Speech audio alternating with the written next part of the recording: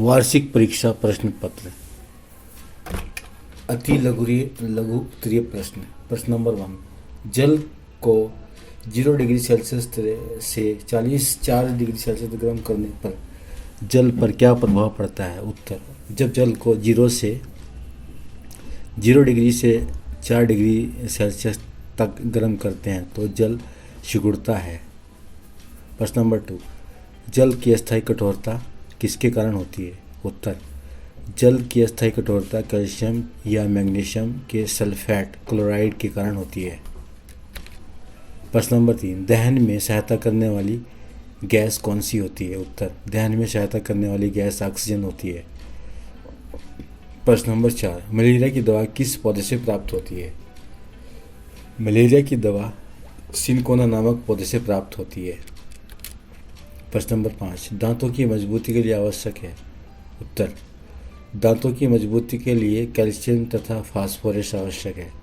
प्रश्न नंबर 6, वसा में घुलनशील 2 विटामिनों के नाम बताइए। उत्तर, वसा में घुलनशील 2 विटामिन ए तथा बी है। प्रश्न नंबर 7, रीसेट बटन का प्रयोग किसके लिए होता है? उत्तर, रीसेट बटन का प्रयोग कंप्यूटर को दोबारा प्रारंभ करने के लिए होता है। प्रश्न नंबर 8, कुछ पदार्थों के नाम बताएं जिनमें प्रोटीन प्राप्त होता है। उत्तर, प्रोटीन प्राप्त करने वाले पदार्थ दालें, मांस, मछली, अंडा, सोयाबीन तथा दूध हैं। प्रश्न नंबर 9, प्रदूषित जल में से उत्पन्न होने वाले 3 रोगों के नाम बताएं। उत्तर, प्रदूषित जल से होने वाले रोग पीलिया, अतिसार तथा मियादी बुखार हैं।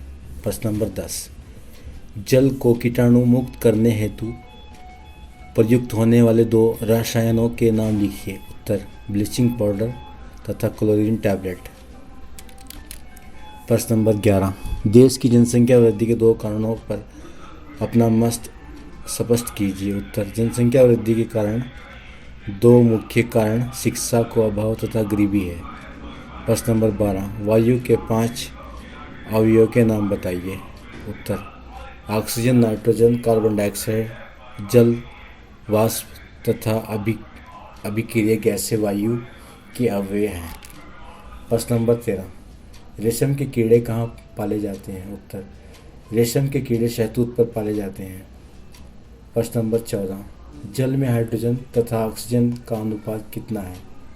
उत्तर, जल में हाइड्रोजन तथा ऑक्सीजन का अनुपात 2:1 है। प्रश्न नंबर 15, सबसे अशुद्ध जल कौन सा है? उत्तर, समुद्र का जल सबसे अशुद्ध जल है। अति लघु उत्तरीय प्रश्न। प्रश्न नंबर 16, जल की कठोरता के कारण है। उत्तर में लिखना आपको, जल की कठोरता कैल्शियम एवं मैग्नीशियम के घुलित लवण जैसे calcium bicarbonate, magnesium bicarbonate, calcium chloride, magnesium chloride, calcium sulphate, magnesium sulphate आदि के कारण होती है। प्रश्न नंबर 17, तो तड़ित मिट्टी की उर्वरा शक्ति में किस प्रकार वृद्धि करता है? उत्तर, तड़ित से उत्पन्न अत्यधिक ऊष्मा तथा प्रकाश के कारण वायुमंडल में उपस्थित नाइट्रोजन ऑक्सीजन से क्रिया करके नाइट्रोजन के ऑक्साइड बनाती है। यह नाइट्रोजन ऑक्साइड वर्षा के जल में मिलकर पृथ्वी पर आता है और मिट्टी की उर्वरा शक्ति में वृद्धि करता है।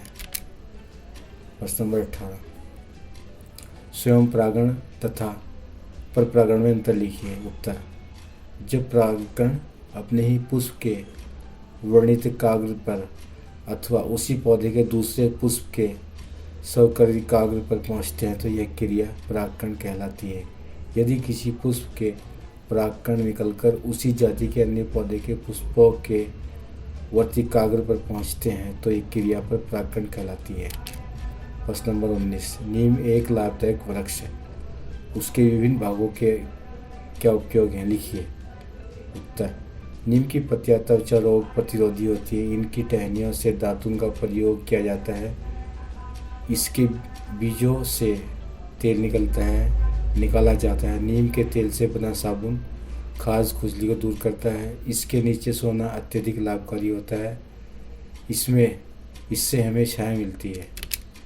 प्रश्न नंबर 20, क्वाशकोर बीमारी बच्चों में क्यों होती है, इसके क्या लक्षण है। उत्तर, क्वाशकोर नामक बीमारी बच्चों में अपर्याप्त भोजन के कारण होती है। इस रोग के मुख्य लक्षण निम्नलिखित हैं।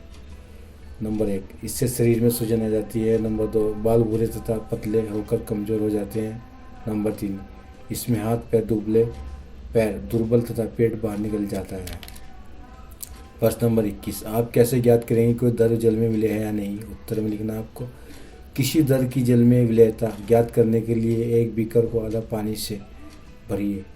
अब दिए गए द्रव को इसमें डालकर खूब हिलाइए। यदि इस जल में आप द्रव की पहचान कर पाते हैं तो द्रव जल में विलय नहीं है, और यदि आप द्रव की पहचान नहीं कर पाते हैं तो समझ लीजिए कि वह द्रव जल में विलय है। प्रश्न नंबर 22, निम्नलिखित के सही जोड़े बनाएं। स्तंभ क्या स्तंभ ख्या के लिखना। रतौंधी और आयोडीन, गेंगा iron vitamin, anaemia vitamin A. रतौंधी विटामिन ए की कमी से, आयोडीन विटामिन ए, गेंगा आयरन की कमी से विटामिन ए, एनीमिया। प्रश्न नंबर 23, प्रयोगशाला में ऑक्सीजन गैस कैसे बनाई जाती है। चित्र देकर समझ समझाइए। यह चित्र है, ये देख कर बताना आपको। प्रश्न नंबर 24, अस्थायी कठोरता दूर करने के लिए क्या करते हैं। चित्र देकर स्पष्ट कीजिए। उत्तर को, अस्थायी कठोरता दूर करने के लिए निम्नलिखित विधियाँ अपनाई जाती हैं। धवल सोडा द्वारा सोडे Na2CO3 को अस्थायी कठोरता वाले जल में उबालने पर जल में उपस्थित घुले हुए लवण CaCl2, मैग्नीशियम MgCl2 आदि सोडे में क्रिया करके अविरल लवण बनाते हैं, जिन्हें छान कर अलग कर लिया जाता है। MgCl2 plus NaCl3 2NCl plus MgCO3। Number 1, अवसन विधि। इस विधि में जल से भरी केतली को गर्म करते हैं। जब पानी खोलने लगता है तो जब 20 से 25 सेमी की ऊंचाई बर्फ से भरी एक थाली लेते हैं, जल से जो भाप निकलती है तो थाली टकराकर पुंजने बदल जाती है, उसे हमें शुद्ध जल प्राप्त हो जाता है। प्रश्न नंबर 25, पौधे एवं जंतु हमारे शरीर को किस प्रकार प्रभावित करते हैं। लिखिए। उत्तर, कुछ पौधे एवं जंतु हमारे शरीर के लिए लाभदायक हैं, जबकि कुछ नुकसानदायक हैं। पौधों से हमें गेहूँ, चावल, सब्जी, फल, औषधि प्राप्त होते हैं, जिनसे हमारा शरीर तंदुरुस्त बनता है। कुछ पौधों से गांजा, चरस, अफीम, मॉर्फिन, हीरोइन, कोकीन आदि नशीले प्राप्त किए जाते हैं, जो स्वास्थ्य के लिए हानिकारक होते हैं। कुछ पौधे जैसे कवक मानव शरीर में दाद, खाज, दम आदि उत्पन्न करते हैं।